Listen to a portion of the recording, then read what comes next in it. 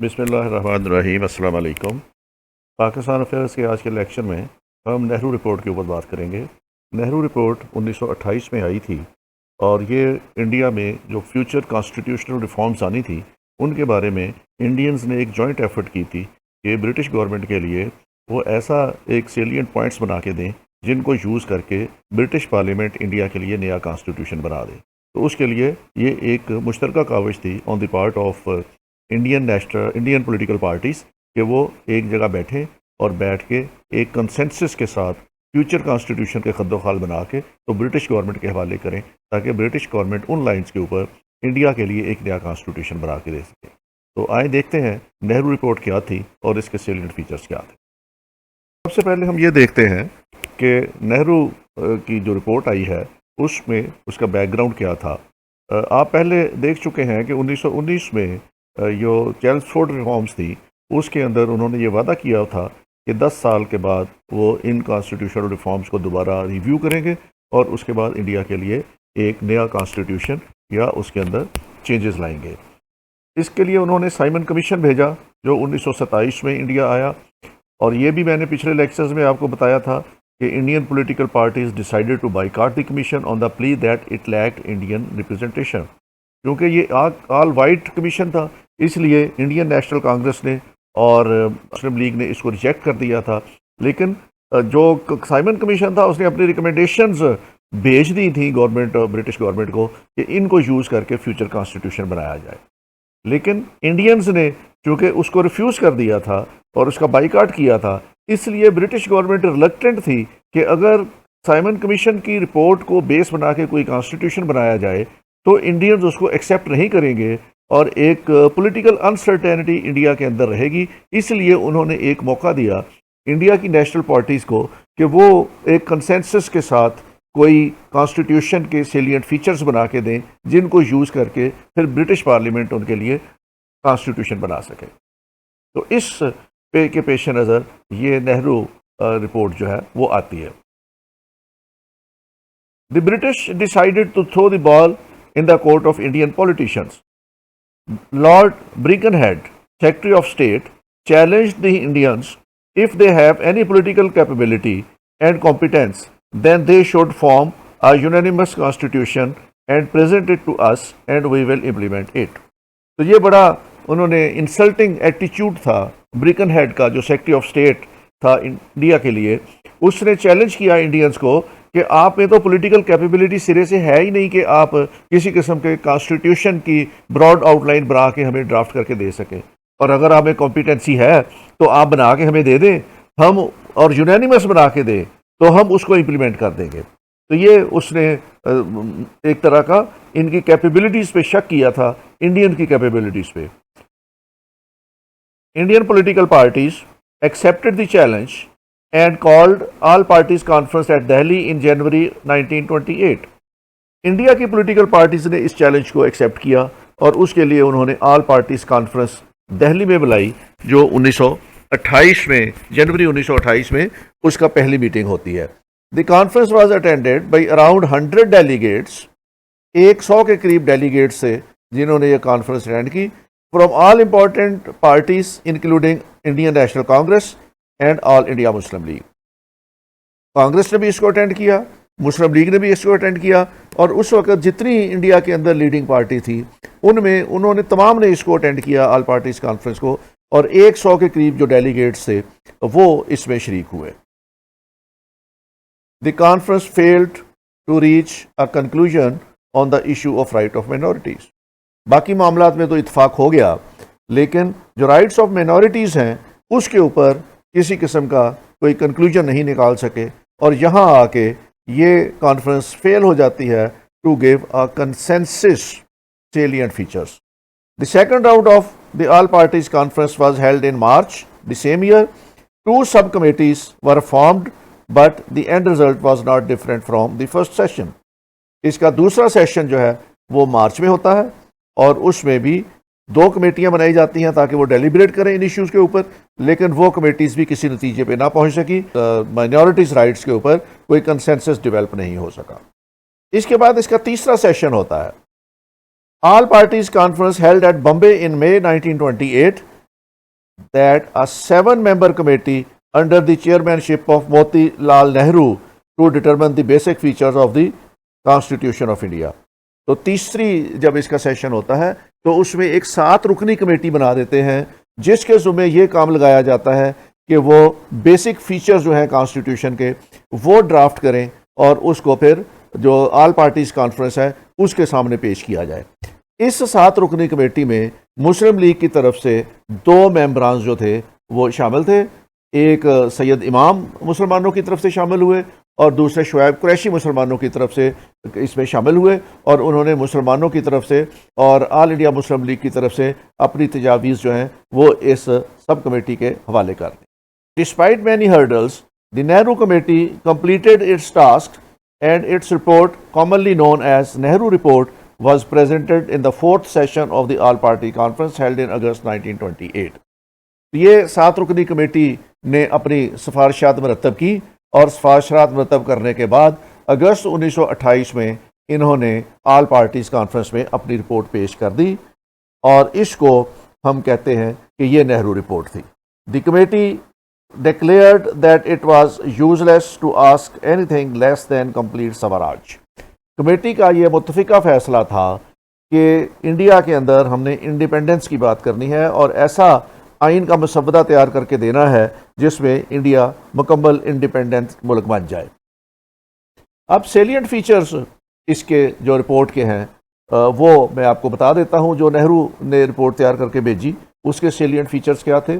سب سے پہلے India should be given dominion status with the parliamentary form of government. India ایک آزاد ملک ہوگا، ڈومینین اسٹیٹس کے ساتھ ہوگا، رہے گا یہ برطانوی سرکار کے اندر ہی، لیکن انڈیا کے لوگ جو ہیں وہ انڈیپینڈنٹ ہوں گے، وہ اپنی مرضی کے فیصلے کریں گے، اپنی حکومت خود بنائیں گے اور اپنا رول بھی خود رکھیں گے. برطانیہ اس میں کسی قسم کی مداخلت نہیں کرے گا. There should be a bicameral legislature bicameral ہوگی consistent of senate and house of representative. تو 2 ہاؤس ہوں گے، ایک سینٹ ہوگا، ایک ہاؤس آف ریپرزینٹیو ہوگا. Senate will be comprise of 200 members. Senate میں 200 افراد ہوں گے الیکٹڈ فار 7 ایئرس، اس کی میعاد 7 سال ہوگی. While the house of representative should consist of 500 members elected for 5 years. اور جو لوور اسمبلی ہوگی جس کو ہاؤس آف ریپرزینٹیو کہیں گے اس کی تعداد 500 ہوگی اور اس کی میعاد 5 سال کے لیے ہوگی.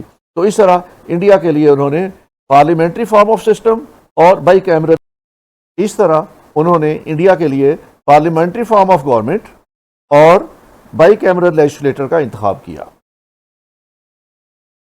Governor general will act on the advice of executive council and it was the collective responsibility to the parliament. Governor general جو ہے وہ کابینہ کے مشورے پہ عمل کرے گا اور کابینہ جو ہے وہ اس کی کولیکٹیو رسپانسبلٹی ہوگی اور وہ پارلیمنٹ کو جواب دہ ہوگی. There should be federal form of government in India with residuary powers to be vested in centre. تو انڈیا ایک فیڈرل گورنمنٹ ہوگا اور اس میں صوبوں کو جو ہے وہ اختیارات دیے جائیں گے اور جو ریزیڈوری پاورز ہے وہ سینٹر کے پاس ہوگی. تو یہ بھی انہوں نے صوبوں اور فیڈرل کے درمیان اختیارات کی تقسیم کا فارمولہ اس میں طے کر دیا کہ جو ریزیڈوری پاورز ہیں وہ سینٹر میں رکھی جائے گی.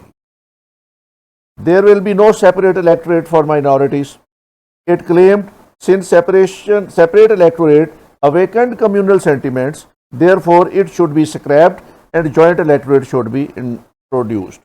تو یہ سیپریٹ الیکٹوریٹ مسلمانوں کو ملا تھا جب انہوں نے لکھنؤ پیکٹ سائن کیا تھا تو کانگریس ایگری کر گئی تھی کہ مسلمانوں کے لیے سیپریٹ الیکٹوریٹ ہو. منٹو مارلے ریفارمس میں بھی ان کو یہ سیپریٹ الیکٹوریٹ دے دیا تھا. اب یہاں آ کے اس رپورٹ میں مسلمانوں سے وہ سیپریٹ الیکٹوریٹ واپس لینے کی بات کی گئی ہے اور اس کے لیے ایک جوائنٹ الیکٹوریٹ کی بات کی گئی تھی کہ جوائنٹ الیکٹوریٹ میں جو میجورٹی آف ووٹ لے جائے وہ جیت کے آگے چلا جائے. System of weightage should not be adapted for any province. اور یہ لکھنؤ پیکٹ میں جو ویٹیج کا سسٹم دیا گیا تھا وہ بھی انہوں نے وڈرا کر لیا کہ کسی بھی صوبے کو ویٹیج کا سسٹم نہ دیا جائے. There will be no reserved seat for the communities in Punjab and Bengal. However, reservation of Muslim seats should be possible in the provinces where Muslim population should be at least 10%. تو انہوں نے جو reserve set تھی مسلمانوں کے لیے وہ بھی ختم کر دیں اور انہوں نے کہا کہ بنگال میں اور پنجاب میں بالکل کوئی ریزرو سیٹ نہیں ہوگی صرف ان صوبوں میں ہوں گی جہاں مسلمانوں کی تعداد 10% کے قریب ہے. Where the Muslims population should be at least 10%. تو 10% سے کم جن میں ہے ان کے اندر جو ہے وہ سرے سے ان کے لیے کوئی ریزرو سیٹ نہیں ہوگی. صرف پنجاب میں اور بنگال میں بھی ان کے لیے کوئی ریزرو سیٹ نہیں ہوگی.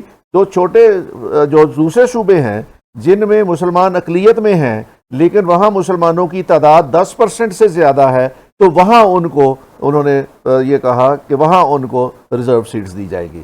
تو اس کا مطلب یہ ہے کہ پنجاب اور بنگال میں جو مسلمانوں کی اکثریت تھی وہاں ان کے لیے سیٹیں ریزرو نہیں کی جائیں گی. تو یہ ایک بڑا سیٹ بیک تھا مسلمانوں کے لیے اس رپورٹ کے اندر. Judiciary should be independent from the executive. There should be 1/4 Muslim representation at centre.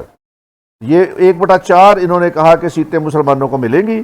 اس سے پہلے جتنے بھی مطالبات تھے مسلمانوں کے، جس میں دہلی مسلم پرپوزل کی بات کریں یا اور اس کے بعد جو لکھنؤ پیکٹ کی بات کریں تو وہاں وہ 1/3 کی بات تھی، انہوں نے 1/3 قبول کیا تھا.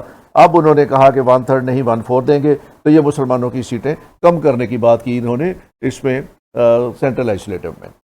Sindh should be separated from Bombay provided it proves to be financially self sufficient. انہوں نے سندھ کو بمبے سے سیپریٹ کرنے کا کوئی فیصلہ نہیں کیا. انہوں نے کہا کہ اگر فائنینشلی وائبل ہے تو اس کے لیے ایک اسٹڈی کی جائے گی. اگر یہ فائنینشلی وائبل ہوگا تو پھر سندھ کو ایک صوبہ بنا دیا جائے گا. تو یہ مسلمانوں کا ڈیمانڈ سندھ کو سیپریٹ پروونس بنانے والا یہ بھی نہرو رپورٹ میں نہیں مانا گیا. Reform should be introduced in NWAP and Balochistan.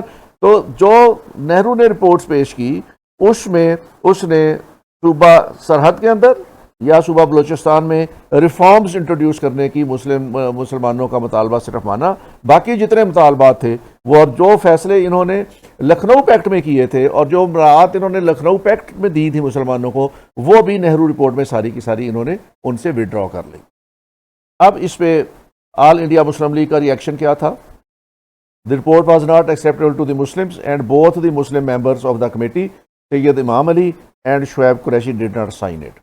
مسلمانوں نے اس رپورٹ پہ سائن نہیں کیے. جو 7 ممبر تھے نہرو رپورٹ کمیٹی کے اندر جن کے ذمے یہ ڈرافٹ بنانا لگایا تھا ان میں مسلم لیگ کی طرف سے یہ 2 نمائندے تھے. انہوں نے نہرو رپورٹ کے اوپر دستخط نہیں کیے، انہوں نے نہرو رپورٹ کو انڈورس نہیں کیا. تو مسلم لیگ کا فرسٹ سٹانس یہ تھا کہ انہوں نے نہرو رپورٹ کو انڈورس نہیں کیا کیونکہ اس کمیٹی کے جو ممبرز تھے جو ریپرزینٹ کر رہے تھے آل انڈیا مسلم لیگ کو انہوں نے اس رپورٹ کے اوپر سائن نہیں کیے.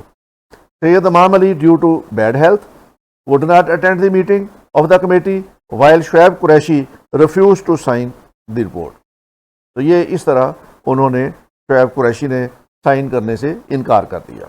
In the 4th session of All Parties Conference convened in December to review the Nehru report, Jinnah representing the Muslim League presented following 4 amendments in the report. اب یہ Nehru report جو ہے یہ غور و خوض کے لیے آل پارٹیز کانفرنس کے دسمبر والے اجلاس میں پیش کی گئی جس میں قائد اعظم محمد علی جناح نے بھی شرکت کی کیونکہ وہ آل پارٹیز کانفرنس میں مسلم لیگ کو ریپرزینٹ کر رہے تھے. تو انہوں نے اس رپورٹ کے اوپر 4 امینڈمنٹ سجیسٹ کی اور اس میں پہلی امینڈمنٹ یہ تھی there should be no less than 1/3 Muslim representation in the central legislative کہ مسلمانوں کو سینٹرل لیجسلیٹو میں 1/3 سیٹیں دی جائیں. اور یہ وہ مطالبہ تھا جو مسلم لیگ کا لکھنؤ پیکٹ میں بھی مانا گیا تھا اور جتنے بھی فورم تھے اس پہ مسلمانوں کا یہ ڈیمانڈ بڑی شدت کے ساتھ پیش کیا جا رہا تھا. تو قائد اعظم محمد علی جناح نے جو آل پارٹیز کانفرنس کا چوتھا اجلاس ہوتا ہے اس میں بھی دوبارہ یہ مطالبہ دہرایا اور اس مطالبے کے ساتھ انہوں نے جو باقی مطالبات دہرائے اس کے اندر ایک مطالبہ یہ تھا کہ اگر اڈلٹ فرنچائز نہیں اسٹیبلش ہو سکا وقتی طور پر تو Punjab and Bengal should have seat reserved for the Muslims on population basis. تو پنجاب میں اور بنگال میں مسلمانوں کو سیٹیں ان کی آبادی کے تناسب سے دی جائیں. The form of constitution should be federal with residuary powers vested in the province.